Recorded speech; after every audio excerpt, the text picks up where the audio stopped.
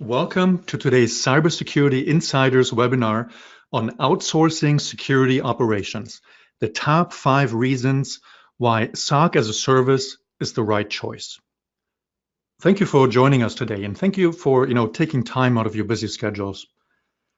Today's webinar is brought to you by Arctic Wolf, providing SOC as a service that is redefining the economics of security. In this webinar, we will discuss why investing in traditional antivirus or perimeter security solutions alone is not enough, the key reasons why SOC as a service is the right choice for security operations, and what you can do to transform your business with outsourced security.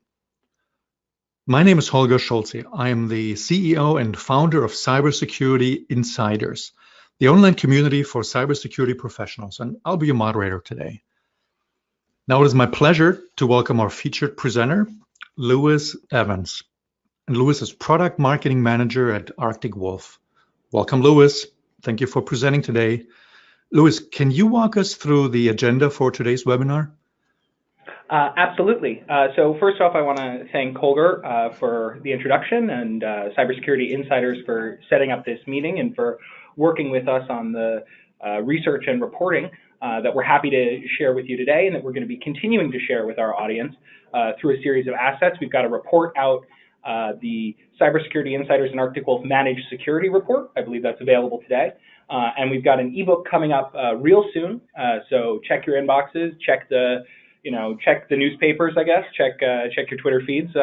The Security Playbook, Filling Your Security Gaps with SOC as a Service, where we're bringing a combination of Arctic Wolf's expertise and the research that Cybersecurity Insiders, the market research and the interviews that they're doing, into one resource that'll really help expand and explain on the themes we're going to be exploring today. So with that mentioned, we promised top 5 reasons. We're going to get right to them. Here they are on the board. We're going to go through them one at a time. We're going to start off by looking at the need for centralized security monitoring, the requirement of 24/7 triage and analysis, the value of an assigned team of security experts, the requirement to leverage existing IT investments. First of all, there's a whole set of on-premise hardware.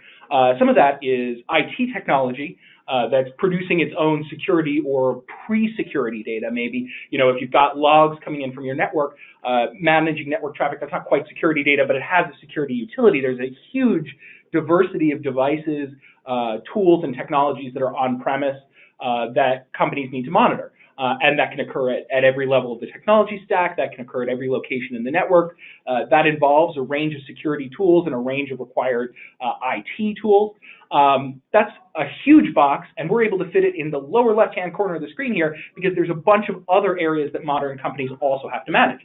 There's the universe of cloud assets and systems, whether that's an infrastructure as a service or a software as a service platform. There's cloud security tools that are increasingly becoming the technology standard at businesses today. You're going to be seeing a range of security tools, whether that's 2FA or monitoring tools.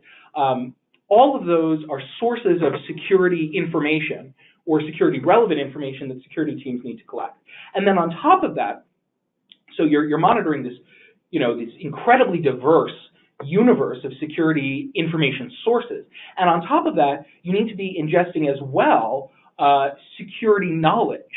Knowledge isn't necessarily, knowledge, sometimes you think of a big textbook and a professor, but really when you think of these solutions like threat intelligence tools, that security knowledge is going to let you contextualize the data, the logs, the information that's coming in from these different sources, and identify, what's a threat, what's a hostile IP address, and that needs to be not just separately monitored, but combined with your existing information collections, right? So maybe if you're collecting your network data in one place and your, application data in another place, you have to combine both of those with the security knowledge that you're continuously ingesting and updating in order to evaluate whether your alerts are threats. And so all of those resources need to be pooled into something that we represent here as a bunch of very upsetting exclamation points. And that's not an accidental icon choice there because, icons very similar to that might be familiar to you from your security tools. You might be used to them lighting up in bright red, and little bouncing exclamation points and numbers like 2,000 unread alerts. 2,000. By the way, anyone out there with 100 is thinking, "Wow, I'm doing pretty good," and all of you out on the line with 50,000 unread alerts are doing the little collar pull. He's got my number here thing. I see you. We're all dealing with this huge pile. Who's dealing with that pile? It's IT staff. In general, that's the typical circumstance we see at most businesses today. It's an IT staff person, maybe fully dedicated, maybe partially dedicated. Maybe this is part-time. Often they don't have a security specialty. And what's the outcome? The outcome is, broadly, we call it alert fatigue. And that's got a bunch of flavors or related concepts. First of all, you've got this noise over signal. You've got those 50,000 alerts. Cybersecurity is a real issue. You haven't been attacked 50,000 times. Most of that is noise. You've got overwork. Maybe that's someone who took on security as a secondary or tertiary responsibility. It's eating up their entire function. Maybe conversely, someone who's taken on security as supposed to be a primary responsibility, and it's taken away all their time to do actual security implementations and improvements. Ultimately, this leads to ignored alarms. If you need more hours in the day to check those alerts than you have, you're not going to check all of them, and real attacks sit there, and so then you end up with missed attacks, and then you end up with the sort of stories that we hear about all day, every day. Oh my God, there was a huge breach at so-and-so. It's the weirdest thing, right? Because you open the newspaper, usually the newspaper tells you what happened yesterday. If you open up the newspaper and they're like, oh, there was an earthquake or there were these forest fires in California, they're like, oh, it was yesterday that those were forest fires. When you open up the newspaper and it says there was a huge data breach, usually what they're saying is 18 months ago there was a huge data breach. 12 months ago, the thieves got away with everything they wanted. 6 months ago, someone suspected it, and today we're announcing it. That's the sort of outcome that we see, both in these high-profile businesses, but in every business, in the country, every business around the globe can be facing a circumstance like that, precisely because even the people who are assigned to look at security, even with the security tools they have in place, aren't able to meaningfully detect attacks. So let's take a look at that a little bit quantitatively. We did this survey, we did this interview. 65% of responders are unable to operate a SIEM in-house. A SIEM, a security information event management tool, is sort of the standard in-house tool for managing this flood of information. 65% of responders are unable to operate a SIEM in-house. And I really like our survey. I'm proud of it. I think having quantitative information is important, and so I don't mean to cast any aspersions on that, but when we bring up these stats, I am going to always take a quick peek at what might be under the hood in that. So you've got 65% are unable to operate a SIEM. Of those 35% of people, what fraction do you think are getting the full use out of their SIEM? What fraction of those people who are operating a SIEM in-house are really achieving their security goals with that? I don't know. It's very hard to answer questions like that. I guarantee you it's not 100%. It's not 35% of people sitting pretty on top of a perfectly calibrated solution. So SOC-as-a-Service, as a service offering, is able to address that. So how do we do this? Well, first of all, we're bringing in those sorts of security or pre-security data from wherever they reside. So we'll have a physical sensor on premises, and that'll allow us to collect all of the logs from security relevant sources. Maybe that's from your network, maybe that's from your endpoints, maybe that's from security solutions like firewall, maybe that's underlying IT solutions like your wireless access points, your email gateways, and so on. We collect that, we bring that into a central place. We're able to get that, we're able to do preliminary analysis and evaluation on what's high value. Simultaneously, we're performing that collection in the cloud. 10 years ago, we would have said cloud is an exciting potential add-on for a high-end customer. Nowadays, I would be shocked if you could find someone who works at a company with an IT presence that doesn't have a cloud installation. That's just how everyone's doing business these days. We're collecting from the major clouds as well. We're bringing all of that up to our own proprietary cloud-based SIEM and combining that with the threat intelligence with that security knowledge. And then that SIEM's outputs are being overviewed by our Concierge security team.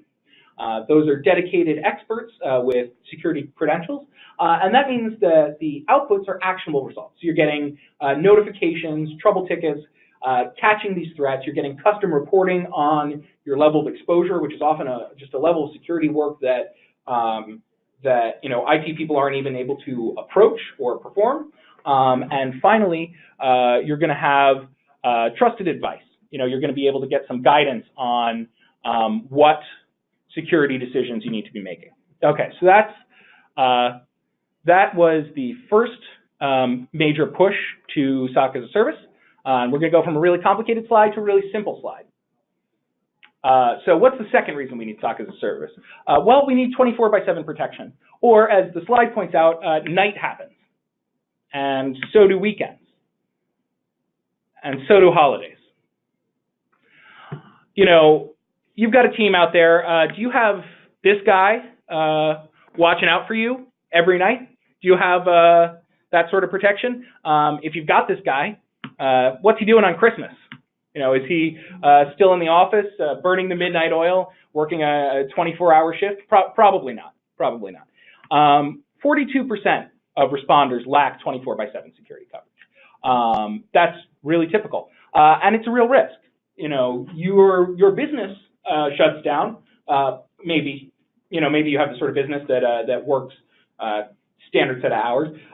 Your IT systems certainly don't shut down. If you've got a customer-facing website, it doesn't shut down. If you've got a customer database, it doesn't shut down. If you're using Office 365 in the cloud, you better believe they're not turning that off at 5 p.m. In your time zone. That's not how that works. And attackers certainly are not. I've met some hackers. Perhaps you've known them in your social life. They didn't really strike me as 9 to 5 folks. They probably didn't strike you as 9 to 5 folks. And a lot of them, frankly, even if they are hitting from Eastern Europe, from other geographies, time zones. 24/7 coverage is a necessity. 42% of responders say they don't have it. And again, I like the survey. I'm proud of the survey and the data. I want to just turn around to those 58% of people and ask them, what do you really have 24/7? And this is something we run into as a business. We provide, just to spoil the next slide for you there, we provide a service with 24/7 security coverage. And often when we start talking to people, they say, oh, of course I have 24/7 coverage. And then we start talking to them a little bit more, and we find out what they really have is a network operations center or some sort of IT team dedicated to service uptime. And that's important. You don't want to turn off your service at 5 p.m. and you don't want it to turn itself off at 5 p.m. That would be really bad. But it's not necessarily the level of 24/7 security coverage that people think that they have. So, for those of you out there saying, oh, no, I'm definitely in that 58%, ask yourself, what does that really mean? If someone in Belarus were to be burning the midnight oil or, frankly, a late lunch, depending on what time zone you're calling in from, and they were to hit you at 2 a.m. local time, what would happen, really, at that moment? Would you have someone who was monitoring your systems with the right set of expertise to identify that attack? Would they be hitting someone who's in a position to identify the right set of solutions for response? Probably not. With Arctic Wolf, you get that. Arctic Wolf security analysts continuously monitor our systems to catch our advanced attacks. They're there 24/7. They're providing that real-time alert. Next reason that I want to talk about, or the next motive for SOC-as-a-Service, is the problem of limited security expertise. And that comes in sort of 2 major flavors. So on the left, we have an IT staff member, and we met this individual. We met this person in a previous slide. They were brought on probably to do standard IT work. Maybe what they're doing is they're mostly formatting hard drives. They're issuing laptops. If they're answering questions like, hey, my Q key got stuck and I need to type in a lot of queries today, so please come unstick my Q key. They're saying, oh, I need a new password manager. Oh, Outlook's down again. They're handling all that sort of stuff. If they're like the team we have here, they're very good at it. But security isn't their specialty, and security isn't their priority. So, you think you're a friendly local IT person. If you don't have a dedicated security team, and honestly, most organizations out there today do not, and if you don't have a service like SOC-as-a-Service, your friendly local IT person is protecting you as, again, their secondary, their tertiary priority. So it's really less of your friendly local IT person and maybe a fraction of your friendly local IT person. Maybe it's, something that they're doing on quiet afternoons. On the flip side, that's driven a lot of interest in outsourcing for obvious reasons. But a lot of the outsourcing experience is similarly, or not similarly, it is a problem for different reasons. It is also a problem, but for very different reasons. And the classic example of this is the call center. Now, I worked hard to bring you the stock photo of an upsetting call center. It's hard to do that because call center advertisers really want to show you a photo of a bunch of people smiling and happy and ready to answer your call. And folks, I think we can all agree that the reason that they take a bunch of stock photos like that is that's not how call centers actually work. The typical experience, and then there are, I don't mean to disparage these people. They're working hard. They are working within their set of capabilities. They're working within the systems they get hired to. Every time you hear one of these Comcast horror stories or the audio recordings of nightmare call centers, it turns out there's a training guide behind it telling them to do that exact terrible thing. But if you're outsourcing your security to a service like that, you're going to call them up and they're going to ask you if you've turned the ransomware off and turn it back on again. Folks, I'm in marketing. I'm not a security expert. Don't turn the ransomware back on again is my official advice. It's not official. The security people don't let me make official advice like that. But it's you should talk to them. You should get a service like ours, and you should talk to actual security experts. With a call center, oftentimes you're dealing with someone who fundamentally doesn't know what the problem is, what your environment's like. Your situation is entering their world as an out-of-context interruption. And that means, A, you're not going to get the sort of high-value stuff that we talked about before and we're going to talk about again. And B, the low-value stuff is just not going to be up to acceptable standards. You don't want, during a cyber attack, your defender's first encounter with your problems to be, these systems are already down, these servers are already infected. And the survey results bear this out. 55% of responders are experiencing a cybersecurity skills shortage. And again, a proud of the survey, don't mean to disparage it. I want to ask those other 45% of people, that can't be right. Technically speaking, that can't be right. It's a free market in labor. Everyone is experiencing a cybersecurity skills shortage. Some people have the money to pay for the high demand sort of folks.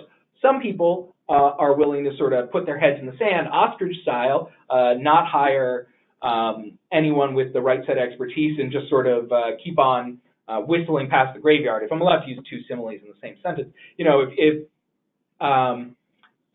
that 45% of people, they're feeling the pain one way or the other. Maybe that's going to become apparent to them, when they have an attack and they realize, wow, I didn't hire anyone because all those salaries were so high, and I hadn't been attacked before, and maybe they've been attacked already. Maybe they're in that 18-month cycle we discussed. Maybe they're going to encounter the pain. Maybe right now, they've got a really talented person who's been with them for a couple of years. They really like them, hired them right out of college. It's a manageable salary. Maybe they're filling out the survey and saying, oh, I'm not having a cybersecurity skills shortage. And their employee is just about to sign on at Google and rent that beautiful house out in the San Francisco Bay and walk in the office and say, hey, you need to go fill my position. And by the way, the salaries are maybe 50% higher than what you're paying. So one way or another, that skills shortage is hit an organization. So what do you get with SOC-as-a-Service? Well, SOC-as-a-Service at a price point that's wildly competitive to hiring someone in-house, and that's wildly competitive, frankly, compared to these large organizations with their inefficient call centers. But with something like SOC-as-a-Service, you get a concierge security team, so named security experts. And named important, you're not dealing with that call center issue. Security experts, that's real. A lot of those folks that we talk to, their security staff are not necessarily security knowledgeable. Again, that's no knock on people who are doing a hard job as best they can, but if you don't have the right set of qualifications, it's not necessarily something you can pick up in your, on your weekends. And the last thing I want to draw attention to, and that is experts with an S. You got two people in there, and our model has multiple named security experts available to you at age of 5 in your time zone. And additionally, a security organization behind it that's backing up and delivering that 24/7 protection, again, staffed with security experts. Now, these people understand your network and your business risks. And that's really important. That's really important both for controlling the sort of noise and alert fatigue that we talked about. Every business is its own business.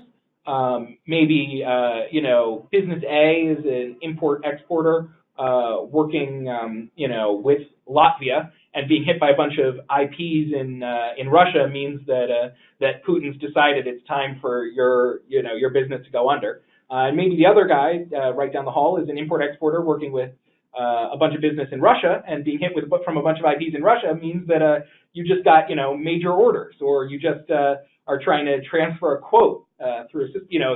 That's the sort of knowledge that requires contextual and intelligent, careful parsing of security alerts, security information, security questions.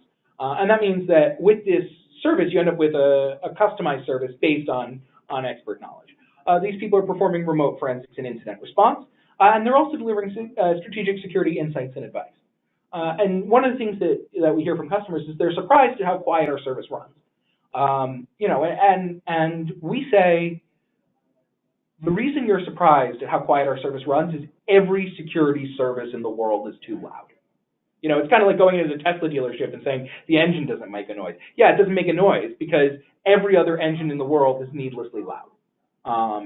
And in a way, frankly, if you drive cars all day, I love the sound of Room as much as anyone. It's fun to give them the gas. If you're a trucker, you're going to wear earplugs and you're going to go deaf, and it's going to, you're going to have real impacts from that. Similarly, we're all used to working in a world with security services or security tooling that's needlessly noisy, and it has a negative impact. We're not necessarily cognizant of it. We don't necessarily, become aware of it, but it's causing a real issue. The reason that we're able to provide such a quiet service and such an effective service is precisely because we're delivering expert advice, and we're continuing to hone our customer security posture, our client security posture. That means that you replace a bunch of alerts with that are maybe specious. First, you replace it with the expert knowledge. Hey, this is just this is not actually a threat. This is a low priority. And then you replace it with the strategic security guidance of, hey, if you reconfigure your firewall, you're not going to be seeing that anymore. Or hey, if we if on our side we customize our systems, and we won't be creating noise around that alert. So you're going to get the value not just of catching the immediate attacks, which is of course sort of the bread and butter of any security offering is, if I get attacked, are you helping me with that attack? But you're also going to be continually enhancing your security posture. That's going to make the amount of security work you do, the kind of security work you do, every kind of work you do, more efficient, and it's going to just lead to a safer and safer business on an ongoing basis. Going right into the next one, don't really have a problem slide to illustrate it because the statistic captures it so well. 64% of responders find event correlation across deployed log sources a major security operations challenge. That's why you need a service or a solution like SOC-as-a-Service that can leverage your existing IT investments, your existing IT infrastructure. Let's take a look again at that architecture slide we had earlier in the presentation, and let's just take a look right now at the bottom boxes. Again, in the previous slide we had this sort of tucked away. I zipped through that. Every little sort of 20 by 20 pixel logo on there represents a business system that you purchased, work that you've done to install and configure it. Actually, let's go a step back. It's a business system that you decided to purchase. You made a purchasing choice. Let's look at that firewall right there. You sat down. You said, do we want Palo Alto Networks? What kind of firewall vendor are we interested in? Network flow data. What kind of networking system do we want to have in place? Are we going to use Cisco for that, or are we going to purchase with somebody else? Each of these is a real part of the technology stack and exists. And security vendors don't always like that. Being completely frank, if you've got someone, a security vendor, often they want to go in and they want to rip out your existing stuff, and maybe they don't. Maybe they won't tell you that that's a requirement, but that's what will give them the best performance. They can't really take advantage of your existing set of technology. They can't really protect it effectively. With a solution like SOC-as-a-Service, we're going to be able to collect data from all of your existing investments. And that's important. And that's important ultimately because security is it's a hard business. It requires a very high level of operational success to achieve business success, right? So if a sales team goes out and they close half the deals that they open, that's a real good sales team. If the security team goes out and they stop half of the cyber attacks that are being committed, that's a real bad security team. That's certainly, you're not going to have the CISO getting a round of applause at the board meeting if he announces only half of people who hacked us successfully hacked us last quarter. That's not, so security is a hard business, but it also takes place in real time. And so when you're dealing with security solutions out there that are, that have this, I won't name names. I'm not going to badmouth any companies out there. I understand why they're trying to build solutions the way they do. But if you're dealing with someone who says, oh yeah, install our antivirus, but to make good use of it, really you should have our security analytics platform too, and you're probably going to want to buy our threat intelligence integrated platform, and you're going to want to do this and do that, and at the end of the day, we can secure you as long as you're willing to rip out and replace all of your existing investments. That's not realistic, and if it's not realistic, you're not safe.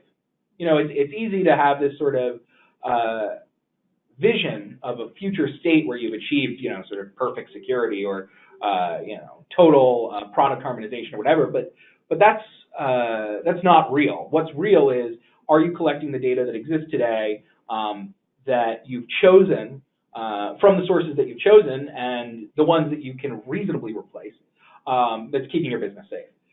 SOC-as-a-Service is able to do that. We leverage our existing hardware, software, your existing IT investments. We leverage your existing security tools. We have a lot of skill and expertise in collecting that data. And we have the right technical and team resources to build out custom log parsing for stuff that's new to us. And the same thing's true up in the cloud. We're handling those major security software as a service and infrastructure as a service solutions, and we're collecting data and leveraging those security as a service investments as well. So one last thing I want to get into, and that's unexpected pricing. And unexpected pricing comes in two flavors. This is a problem, the unexpected pricing that SOC-as-a-Service is able to address. Unexpected pricing comes in two flavors. It comes in the flavor of bad, and it comes in the flavor of worse. So bad is surprise quotes. And this is something that we hear about a lot out in the market is, you meet with a rep and they have a very exciting, security solution that they want to offer you. And they say, oh, well, the core service or the core tool or whatever the one particular thing they want to talk about, it's pretty affordable, and then they go off and they come back to put together the quote, and it's a number it's sticker shock. It's a number you can't handle. That can occur in a couple different flavors. Maybe that's about this sort of product overreach, right, where you have a security solution that really is going to require a bunch of different pieces that are all priced pretty high point. Maybe this is driven by consulting. There are a lot of organizations out there that are sort of more traditional security consulting operations, a bunch of great people working for them, but as a business, their incentive is to sell more hours. And so they're going to do a bunch of good work. They're going to do it really well. They're going to do it really slow, and you're going to pay out the nose. We've looked at those numbers. You run a business. You have employees. You're familiar with the sort of price scale for that. The consulting universe, they'll say, well, we have a 6-month project to get you up and running with your SIM. That's an 18-month project, by the way. Don't let them sell you on the 6-month timeline. But we're going to need 2-3 people working full days on that. And by the way, those people are charging, the net rate of those people is hundreds or thousands of dollars an hour. That's just not feasible for businesses. And then we go back again to the sort of central security philosophy, which is a nice idea is nice, and it doesn't protect you.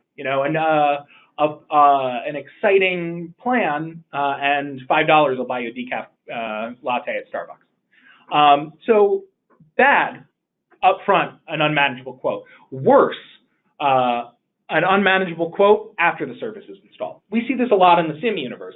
A lot of SIM vendors are pricing on log volume, and log volume isn't well controlled. I mean, show of hands in the room, how many people today can tell me what volume of logs they need to collect? And for the folks who have their hands up, good job. I'll bet you've just gone through a SIM pricing exercise or some similar sort of thing, because in general, folks don't keep track of that. But even you are going to have to put down your hands if I say, how many people can tell me what your log volume looks like 3 months from now or 6 months from now? That's basically impossible to control. It's just not within our domain. You've got, sorry, we're right by an air base. We've got an airplane going by overhead. That's just not within your domain. You've got Microsoft servers. Microsoft issues a patch, and then they issue a patch to the patch, and then they roll back their patch, and they issue a third patch, and the third patch, solves the security vulnerability and also quadruples your log volume. And you can't say no to any of this. You can't control or predict or anticipate or avoid any of that. And 2 months down the line, the rep is sitting in your office from your security vendor saying, hey, we need to true up your SIM pricing. And that's if you're lucky. Nowadays you got a lot of cloud platform-based stuff. Maybe it's not someone having a conversation with you. Maybe it's a bill that showed up on your, right on your payment platform. That's why the kid is upset by the laptop. So 37% of responders find cost issues to be the biggest challenge in outsourcing their operations. And again, I want to expand on this one a little bit. 37% of responders find cost issues to be the biggest challenge.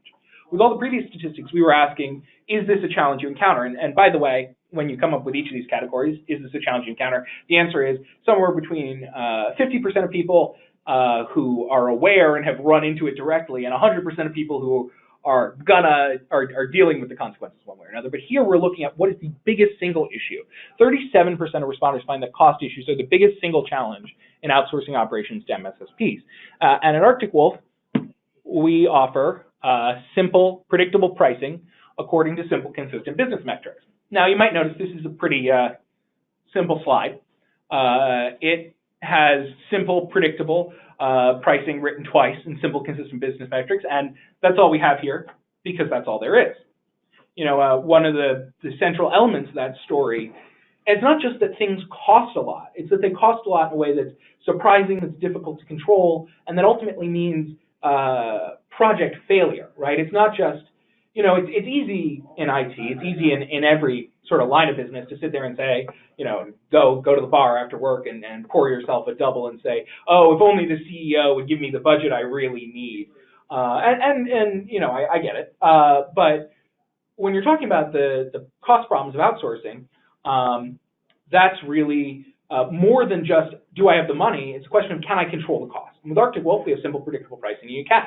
And I've run a little bit long, as you can tell. I love to talk about this stuff. So, Holger, I just want to ask, do we have any live questions that we should get to? Thank you, Louis. Here's the first question. How many people, how much staff would be required to deliver round-the-clock coverage? Yeah, so that's a great question. There's a big gap, actually, in understanding around this. This is something, we've done some research on, we've done some market research on, and the answer, I'll give you a real simple answer, at least 8. At least 8 people doing full-time security work, often commanding, full-time security work salary. And this is something where there's often a gap in understanding. When you talk to, it's kind of something where it's almost a mirage effect, right? It's often something where when you talk to team managers in security, or security team managers tend to know a little bit better, but when you talk to IT managers, it's always sort of one staff person away, half a staff person away. You talk to a lot of people and they say, oh, once we get through this big, quoting system project, I'll be able to free up one of my staff members half time, and I'm sure we'll deal with security then. You talk to someone who has a full-time security analyst, and they say, oh, well, once we bring in really a responder, we'll be able to take care of it then. Once you talk to someone who's got a team of 2, including a forensics expert, and they say, well, we really need, a couple more analysts to get that 24/7 covered. What analyst firms are saying is 8 is just a minimum. It really is, because you need, and you can do this math on a napkin if you want. You need 3 people watching the screens just to get that 24. That's all day, 5 days a week. You need another person. You need to start figuring out overpay or shift work. I mean, now, maybe it's not 8 people, maybe it's 7 people with a headcount cost of 9. That's fine. Maybe you find someone who's willing to work 12-hour days forever. By the way, they're not. you really do need to look into retention on that. So you need those sort of 3 more like 5 people just at the frontline analyst level. You need more than one person who's qualified to do forensics and investigation. You can kind of handle remediation as a shared responsibility with IT teams, depending on what the remediation activities are. Although you're probably going to want to bring some of that in much the same way that we do it here. Actually, you're going to want to bring some of that in to the security teams. The responses are occurring at the time frame that you need. And then on top of that, you're going to need security management and planning. You're just going to, once you have a couple different people working on this, you're going to need to assign tasks to the right individuals. You're going to need to prioritize workflows across teams. You're going to need to say, okay, who's looking at what, when the shift changes over, how is that handled, when alerts come in, how is that prioritized? You're just going to need, so you end up in this sort of 8 range. That again is a bare minimum. Typically speaking, the kind of companies that can afford to spare 8 people to work on this are going to need more than 8 people doing the work. So that's not something you see and you hit, but that's the sort of headcount numbers that we're talking about. Thank you, Louis. The next question: what are the risks associated with having multiple different security platforms? Yeah, so there's sort of the obvious risk, right? Which is, you forget to open one of them on your browser one day, and that's the day that one gets hit. And again, that sounds sort of prosaic, but again, as engineering and design thinkers, if you have a set of tools that would get the job done, as long as the people using them act in a way that no people ever act, you don't actually have a set of tools that get the job done, right? So that's the really basic one. The other thing that I like to highlight when you talk about the issue of multiple platforms, and something that we're starting to see and we expect is only going to grow, is you'll often see attacks that move across different platforms and systems. And you'll see attacks that are easy to identify with a holistic view across platforms and systems, and basically impossible to identify otherwise. And attacks moving across platforms and systems has a sort of sci-fi sound of, there's an AI hallucinating. It's not that. It's really simple. We ran a phishing attack on your employees. We collected their credentials to sign into Office 365. We found the Office 365 document that's called old passwords for Amazon Web Services. We went to old passwords for Amazon Web Services. We downloaded a production instance. It's the same as the production instance on your on-premise stuff, and now we have all of the the information we need to run a successful attack on we downloaded a development instance from it's stuff like that, right? Like it's really cyber attacks. Obviously there's a lot of automation, there's a lot of complicated and sophisticated work that goes into it, but a lot of it is just sort of almost detective work, sneaking around, putting the pieces together, coming up with using, a little bit of an in to the target to develop another angle of attack. And because we're working across distributed systems, that means that criminals are hitting multiple systems, and because of that, a holistic view can catch them and another view simply can't. Right. So if you're looking at your Office 365 and your AWS and your on-premise, mail server in the same place, then you can say, hey, we got a bunch of emails at the mail server from a bad IP address, and then there was a click that went back to that bad mail address, and then click went back to the bad IP address, and then 2 minutes later, someone signed into Office 365 with the credentials associated with the user who connected with the bad IP. That whole thing is crystal clear. Whereas if you don't have an integrated solution, even if you're doing a very good job, right? Even if you're reading through all your alerts every day, it's just not necessarily obvious that an attack that's hitting you on premise is going to be converted into this exploit in the cloud. So really, I think cybersecurity on the one hand is a developing field, and it becomes quickly more sophisticated. But on the other hand, because of the nature of the business, it's a little bit of treading water, right? In that our old defenses become less and less effective against new attackers who have come up, A, with new stuff, and B, just know what they're dealing with. And so siloed cybersecurity sources are going to just become less and less effective against the profile of attacks, especially sophisticated attacks that we're going to be seeing. And especially as we head toward ubiquitous adoption of a couple major cloud platforms, it's just going to be completely typical that data theft won't look like, oh, we hacked your point of sale. It's really going to look like, well, we phished this, and then we logged into Office 365, and we phished that, and then we logged into Salesforce, and then we used those two to, extrapolate. It's just not going to be effective at stopping those attacks. Thank you, Louis. The next question: what is Arctic Wolf's SIEM technology? So this is actually an interesting differentiator for us relative to some other people in the SOC-as-a-Service space. All the stuff we've been talking about benefits so far has been what are the benefits of SOC-as-a-Service compared to other types of security solutions. Arctic Wolf relies on a proprietary SIEM. And that's actually pretty important and not something that other SOC-as-a-Service or managed detection response or whatever they're calling themselves vendors do. And it's not something they're necessarily going to advertise. A lot of the other vendors out there, again, naming no names, are a service offering wrapped around some other technologies, other companies' technology offering. And there can be, that there are reasons to do that. I'm not, I understand why they adopted that strategy. But the problem with that is ultimately if you create dependencies that aren't in the service vendor you're working with, that brings in a new dimension of risk.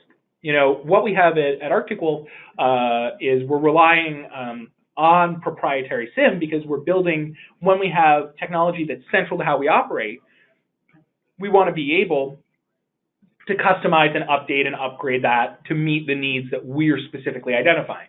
On the other hand, when you have a competitor out there who's maybe adopted a different strategy, they've got something that's an effective SIEM. Maybe they do, maybe they don't. Take a look at Gartner sometime, ask them what's under the hood. But they're also stuck. They're not able to continually hone their system and make the improvements that drive the security performance that they need because they don't have proprietary technology that would enable them to do that. All right, very good. It looks like we have time for one more question, and this one is about pricing. The question is, can you give us more information about the cost and pricing model for Arctic Wolf compared to other security solutions? Yeah, so this is actually an area that I did some research work on earlier in the year. I mean, obviously, I can't give out a quote on a webinar, and I encourage you, if you're interested in the subject, to get a hold of an Arctic Wolf rep. I'm sure they'd be happy to work with you to scope it out and give you the details on our pricing model. Like I said, our pricing model relies on some simple business attributes that you'll be able to, answer probably in a quick 5-minute conversation. But I do want to talk a little bit about this because it's an area I'm really interested in, which is a lot of security solutions that we often hear sort of presented as an alternative to Arctic Wolf are actually just part of the solution. So the classic example of this is someone says, well, I could have SOC-as-a-Service or I could just buy a SIEM. And that's going to take you back in this question of, okay, you buy a SIEM, where are you finding those 8 people to work on it? Where are you finding the other necessary technology to support that? So you're paying for a SIEM, you might need to pay for vulnerability scanning, for threat intelligence, for some other sources, and then the staff is going to be the biggest single number on that. And so what you end up with is, we put out a report that showed in the order of, not quite, but Arctic Wolf, depending on the size of the customer and some other details, can really run around 1/10 of competitive solutions for a well-situated customer, because our service is inclusive of a bunch of other stuff that other solutions don't include, that other solutions require you to purchase separately. And so when you're looking at that cost, when you're looking at that pricing, it's important to keep in mind, especially in sort of an evolving market like this one, that what you see on the quote only matters in terms of what you're getting as your solution. SOC-as-a-Service is committed to delivering an integrated solution that addresses an actual business need, whereas a lot of other tools out there are sort of a smaller piece of the puzzle and they're quoting the same or more for that piece. And so you end up with a very competitive pricing solution. All right, very good. Thank you, Louis. And with that, we're at the finish line for today's session. Now, as we're closing this webinar, I would like to thank all of you for joining us. I hope you enjoyed today's presentation. I would also like to thank you, Louis, for sharing your insights on how to outsource, security operations through SOC-as-a-Service. Thank you, Louis. Thank you, Holger. Thanks to everybody who attended. Thanks for Cybersecurity Insiders who set this up. Please do take a look at those handouts. Keep an eye out for other Cybersecurity Insiders webinars. They got a great series going. And we do have that report and that ebook coming out. So I hope that everybody will be reading it. Reach out if you've got any questions about the stuff we've discussed, or if you think Arctic Wolf might be the right solution for you.